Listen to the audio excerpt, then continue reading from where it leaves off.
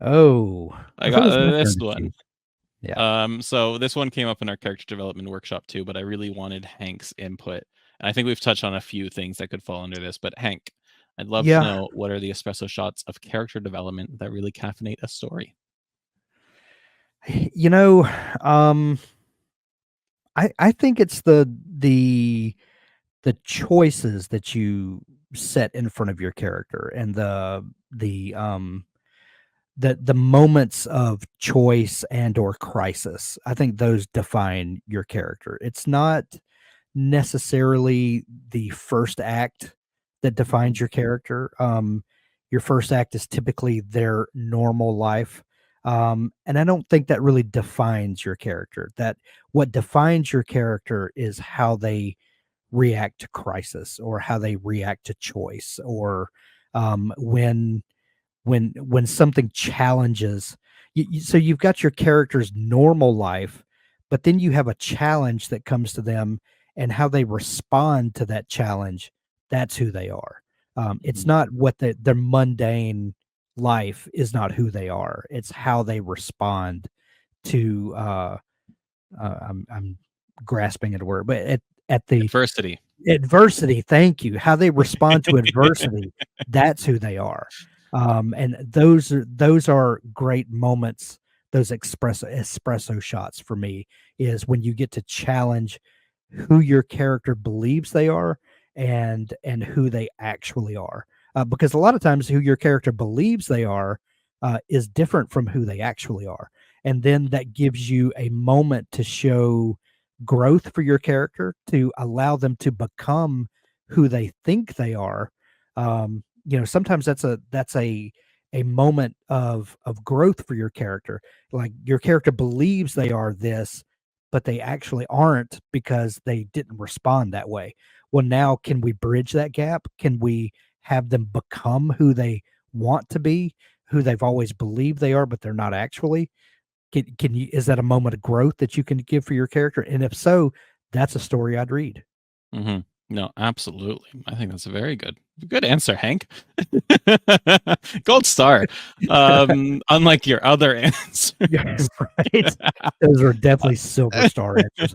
Couple of bronze, maybe. Yeah. um, for this, so if you read a handful of W articles about character development and whatnot written by me, you'll probably see me reference Superman at some point, because early Superman, and like Superman just kind of as the Man of Steel, is a boring character, right? He is strong, he is fast, he can't be hurt. He comes in, he saves the day, game over, story done, over.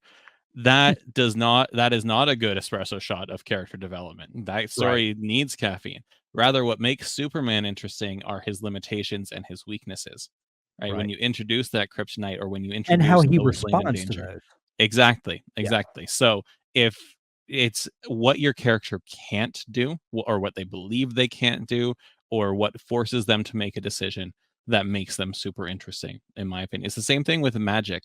If you're writing if you're writing a story with a magic system, Brandon Sanderson points out, and I wholly agree, that it's not the powers that make magic interesting, it's what the powers can't do, and you put a character in that situation, right? Like, so magic is cool. I'll always like a yeah, cool magic system. I'll always like big sure. spells and magic fights.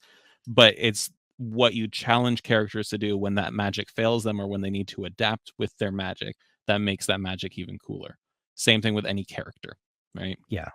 I think that's my biggest caffeine job.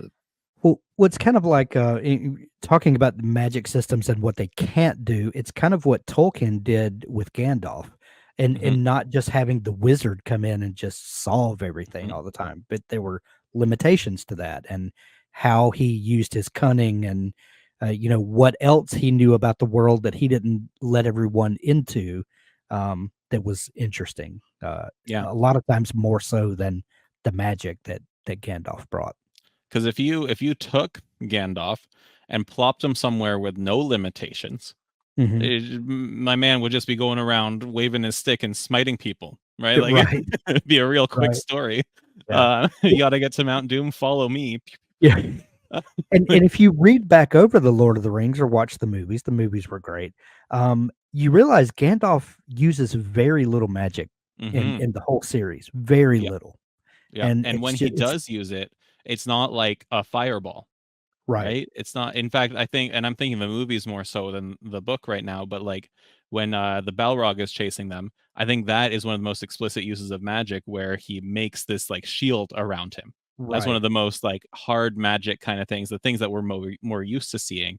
Whereas other times it's like, his voice raises and it affects people, or like it shakes the ground, or incorporeal stuff like that. right. That's way cooler. Yes, yes, way cooler. Yeah, yeah. And Okay. the mystery around that character is more powerful than the actual magic is. Yes. Yeah. Well, and especially with all the world building Tolkien did. Yeah, Yeah. absolutely.